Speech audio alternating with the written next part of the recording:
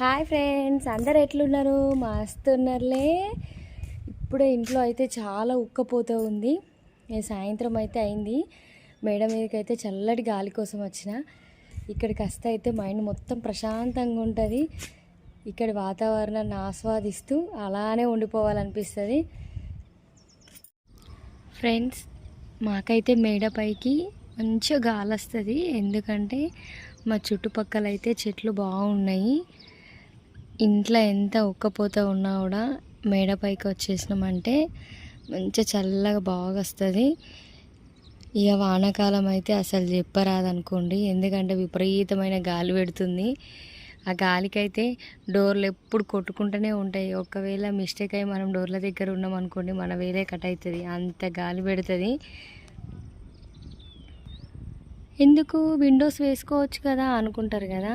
Windows వేసుకుంటేనేమో చీకటిగా అనిపిస్తుంది, వెలుతురు రాదు. విండోస్ తీస్తేనేమో గాలి బాగా వీస్తుంది.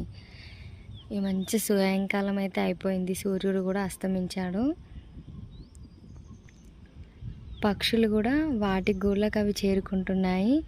ఇది భలే విచిత్రం కదా. అసలు సాయంకాలం కాగానే మంచి కలిసికట్టుగా పక్షులన్నీ ఐకమత్యంగా ఎంత బాగా వెళ్తాయో కదా. పక్షులే అంత ఐకమత్యంగా ఉంటే ఇంకా మనం ఎంత ఐకమత్యంగా ఉండాలి కదా ఫ్రెండ్స్. చూడండి, పక్షులు ఎంత బాగా వెళ్తున్నాయి కదా, ఒకటే వరుసలో. అసలు భలే వెళ్తాయి. వాటిని చూస్తుంటే భలే అనిపిస్తుంది నాకైతే. ఒకటే వరుసలో వెళ్తాయి. అవే అంత ఐకమత్యంగా ఉంటున్నాయంటే మనం కూడా అంతే ఐకమత్యంగా ఉండాలి. మా పిల్లలైతే అక్కడ గ్రౌండ్ కనిపిస్తుంది కదా చిన్నగా, అక్కడైతే డైలీ క్రికెట్ ఆడతారు. ఇవాళ అయితే అక్కడికి రాలేదు, అది పెద్ద గ్రౌండ్. ఇంకొకటి అంటే చిన్న గ్రౌండ్ ఉంది, అక్కడికి వెళ్ళేసి అందరు ఆడుకుంటారు. పక్షులే కాదండి, మా ఇంటి పక్కకు పికాక్స్ కూడా గుంపులు గుంపులుగా వస్తాయి. నిజమేనా అనుకుంటున్నారా? అబద్ధం చెప్తే నాకేమొస్తుంది ఫ్రెండ్స్.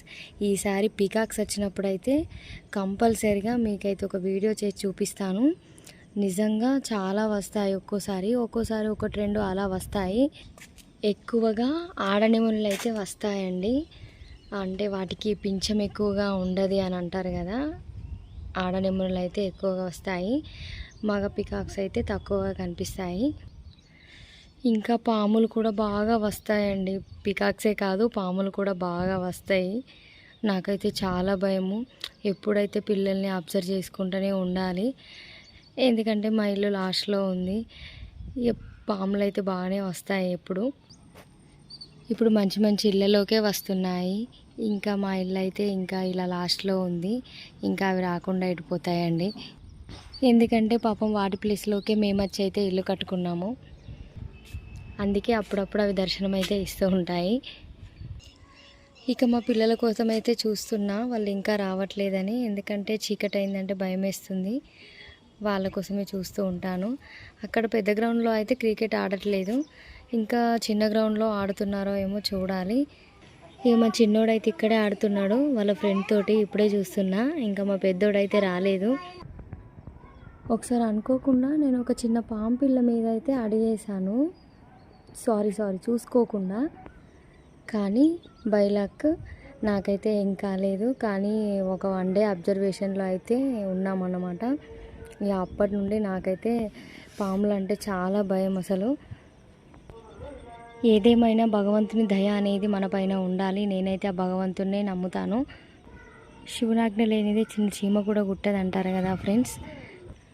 అలా అని అబ్జర్వ్ చేసుకుంటూ ఉండకూడదని కాదు, మన పని మనం చేసుకుంటూ ఆ దేవుని పని అయితే భారం వేసేయాలి. Okay friends, thank you, bye. మరి మీరు కూడా ఇలాంటి వాతావరణంలోనే ఉంటున్నారా? అయితే లైక్ చేసి, షేర్ చేసి, సబ్స్క్రైబ్ చేయండి. Okay friends, bye. మరి థ్యాంక్ యూ.